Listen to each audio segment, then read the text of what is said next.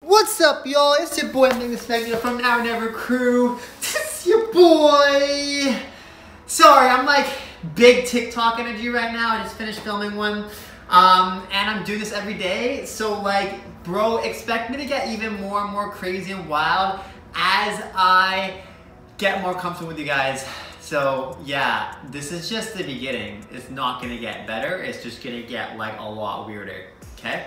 So today we're gonna go over the top 5 techniques to mastering any freeze that you want. Let's go. OverExplained is where I do a deep dive into any given topic and I explain it like a lot. So we should probably get into it so I don't stop, wasting your time. Okay, bye. Alright, number 1, walk the plank, matey, you're up. Alright, it's dirty in here, that's okay. So, first one we're gonna go over is your weight control and understanding how to control your weight when you get into any position and any freeze. So this is something that I talk about with every one of my students in every one of my freeze classes, whenever I'm teaching most breaking things period, and that's understanding your weight control throughout your movement. If you understand how to use your weight and shift your weight from side to side to position, you're gonna be able to master any freeze way quicker. So I'm gonna give you a couple examples.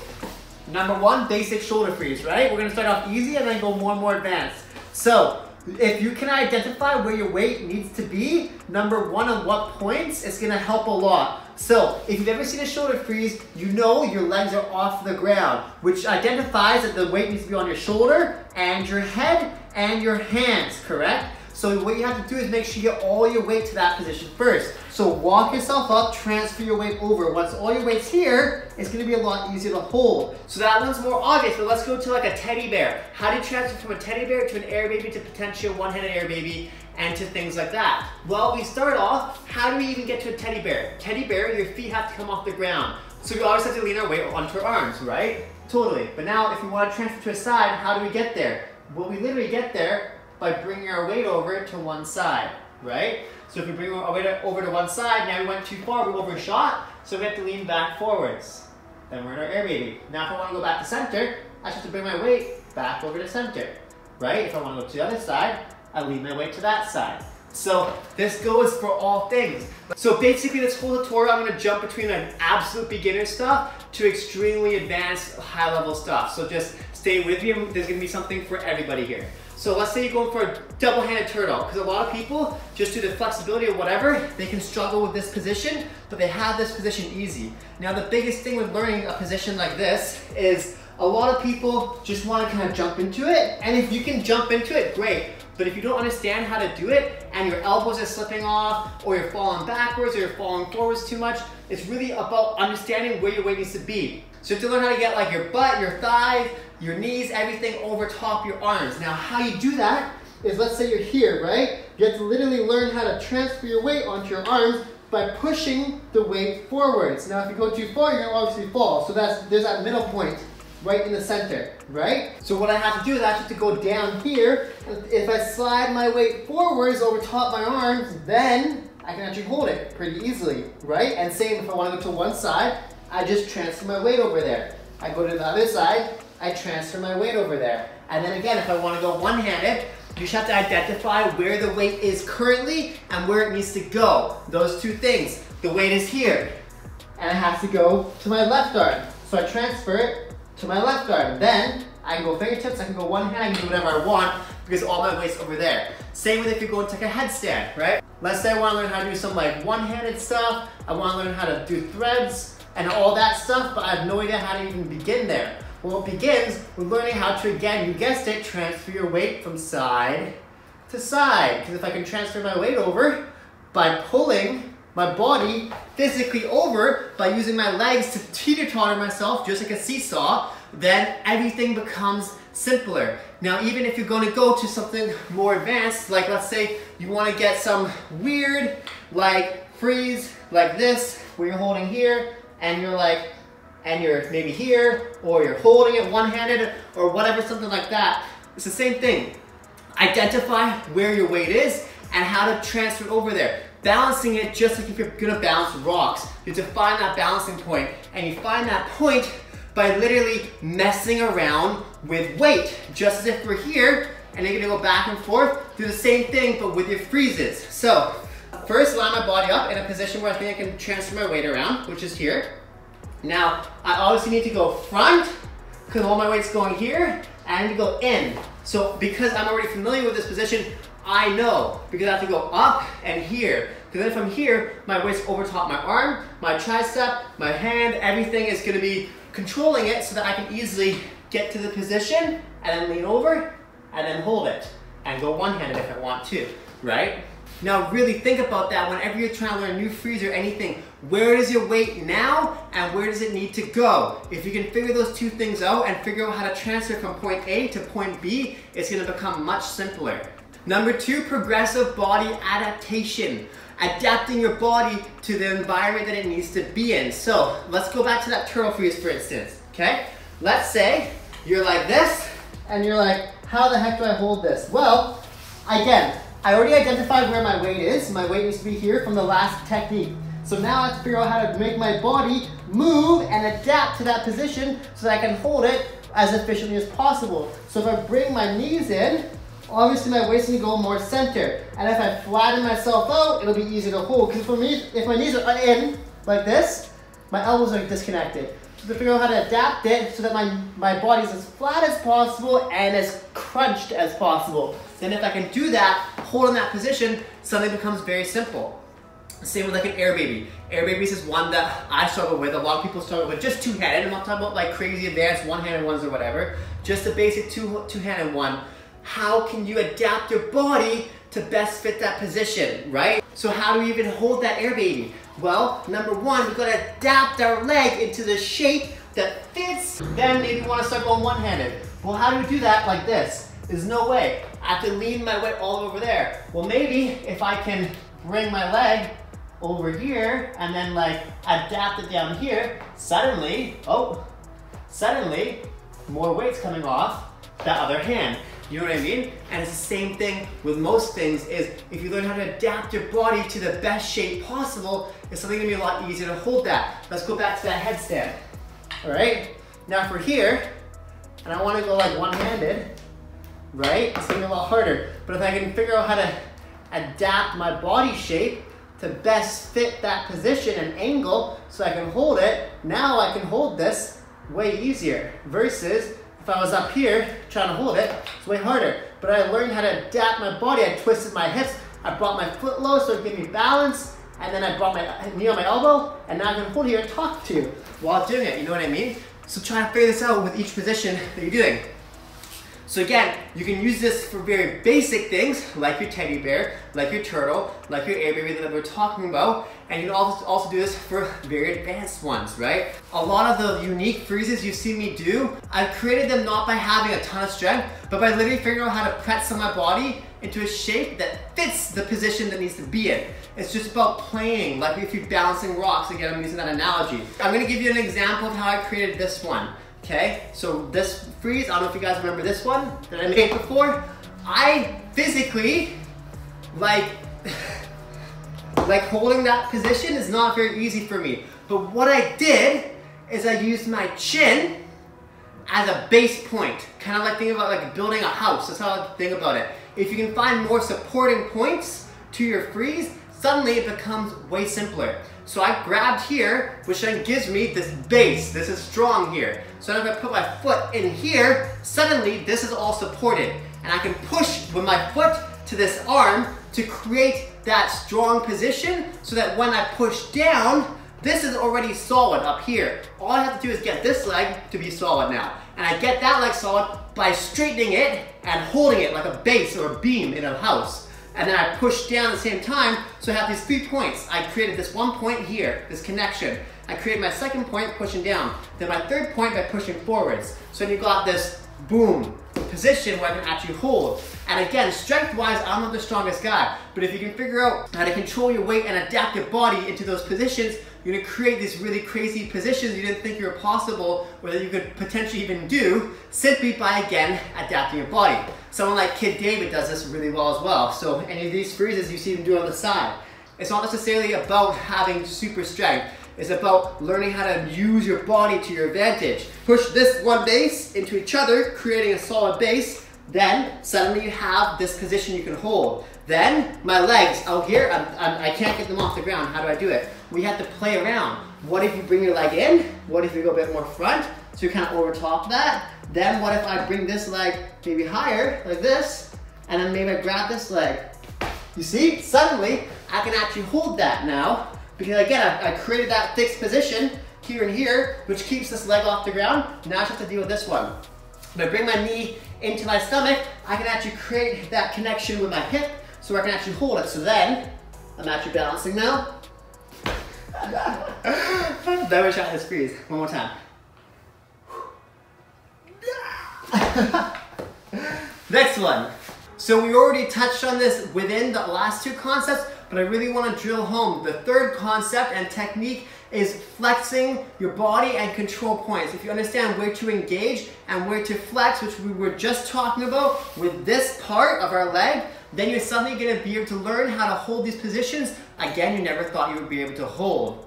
So I'm going to give some base examples. We're going to go dial it back a little bit here. So let's go to a baby freeze switch. And let's say you want to learn how to get back up, but like it's not happening, right? You want to raise, but again, you don't have the strength to raise because you have no idea where to engage. If you learn where to engage, you learn where you can actually move your weight around. If you go to the movement and you try it and then you see what part of it feels the weakest and you can identify that, then suddenly you're gonna be able to understand, oh, maybe if I flex that and engage that instead, it won't happen. So for instance, if I wanna switch up, obviously my core needs to engage. So if I engage my core, suddenly I can raise my core.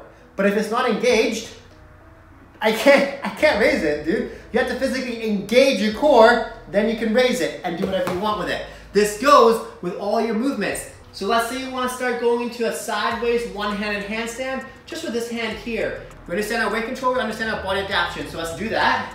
Weight control, body adaptation, cool. But we start to have engaging and control points. So if you can figure out your control points by, again, the movement, so let's go up and kind of figure out what to be engaged. If you have no idea, try to flex different parts and see what really works. Because sometimes it really just takes flexing a part of your body harder to stabilize yourself in that position. So because I kind of understand this movement, I can give you a demonstration. I know I have to use my obliques right here. I have to straighten my leg on a sideways angle, and this knee needs to come in like this.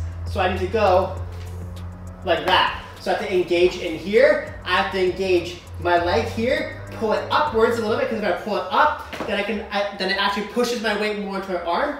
I know I need to be leaning over here, and I know I need to be flexing this arm right here, either on the ground or up. Eventually, I could definitely go up, but for now, we're just gonna keep it down. So going, hold, like that, you see? Now, I can try, I'm gonna try going up without your arm for a sec, going here. So obviously I haven't trained it much, so mine's not great, but you understand the kind of concept there. And with that hand there, I could definitely start to work on bringing my fingers away simply by understanding, again, those control points and where to engage and where to flex your body. Easy to understand for some people. For people like me, it was not. This was not easy, it did not come easy. I don't have to suddenly be like, oh, this makes sense now. It actually took me time of like figuring out how the heck can you do this, and then realizing, oh, you actually have to engage your body. You actually have to flex your body to hold this position. Yeah, anything with transfers, like down here, this is all very important. Because if you don't understand how to flex in there and what points you really need to flex, you're never gonna get up. Same with like an L sit.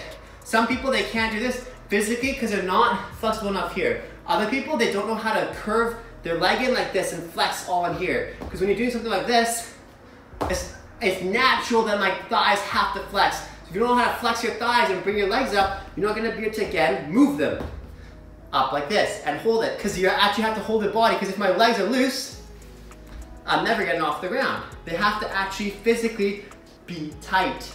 You know what I mean? So make sure you understand which part to flex and which part to engage. Again, if you have no idea, either try to use what I've used here to help you, and if that still doesn't help, try to go into the movement and do it, and then try flexing different parts of your body.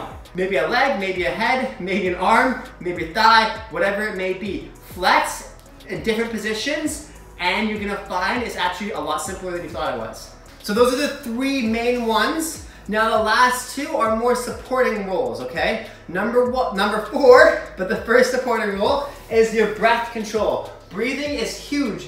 As you can see, I've talked through majority of the tutorial while demonstrating. I didn't stop talking as I went to the position and as I went to the freeze. That's because I have breath control and I understand how to breathe in each movement. If you don't understand how to breathe in each movement, how long can you hold your breath? Maybe 30 seconds, maybe a minute, maybe a couple minutes. Now how long can you hold it upside down, sideways, while you're pushing an arm into your stomach, while your breathing's getting cut off because you're maybe in a weird position like this and your vocal cords are getting cut off and you can't breathe properly? Whatever it may be. Learn how to breathe. Now you can learn how to breathe by literally breathing in the position, force yourself, deep breaths like that, or you'll see someone like Bboy do this a lot, and I've talked about this with your stacks, but I want to really also explain it here. If you don't understand how to breathe in each position and actually hold your breath, whatever you're doing, then you're not going to be able to hold that position very long. So really make sure you're working on breathing in each position. Again, breathe. If you really can't breathe in a position, start with doing a supported version of that until you can figure out how to breathe in it. Okay? If you learn how to calm your breath, then you calm your body down and you tell your body the position is a natural position. It's not a tight position, it's not an uncomfortable position, it's not a position your body should fear. So your body's gonna loosen up and actually learn how to relax in that position. You learn how to relax in it, you can sit in it longer, right? That's why we can be in bed for 8 hours and we're not sitting down or standing up or doing an activity for 8 hours or 10 hours a day, because our body's fully relaxed in it. So the more we can relax our body in a position of balance, the longer we'll actually be able to hold it and progress in it. Also, headaches suck. And they really suck when you're trying to train, and they will come up a lot of time if you don't understand how to properly breathe, because all the pressure will go to your head and then you'll get a headache from it.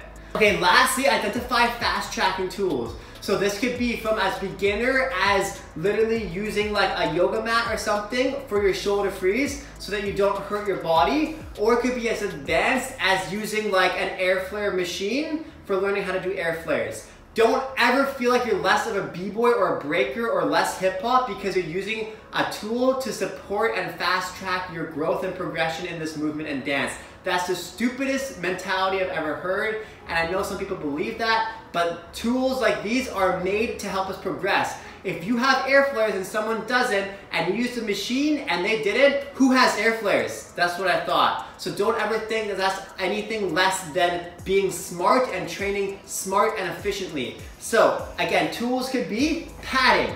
Okay, you could use padding, like yoga mats or whatever, for shoulder freezes, for headstands, for whatever. You can use that if you want to practice headstands, you want to practice threads, you want to practice things in your head, you want to practice any position that causes your body pain. If you can take away that pain, suddenly you can train it longer, smarter, efficiently, more effectively. All right, next one, using something to grab. So when you're using something to grab, you could use something like a speaker, like this, my little amp, right? Let's say you want to train your air baby, right? Like this, boom, stab, or air chair, right? Whatever you want to train.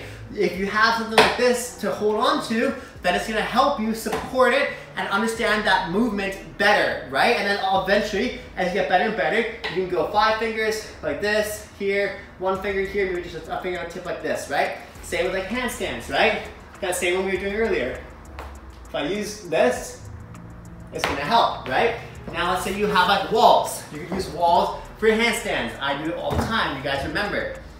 Right? Same with learning how to do one-handed handstands.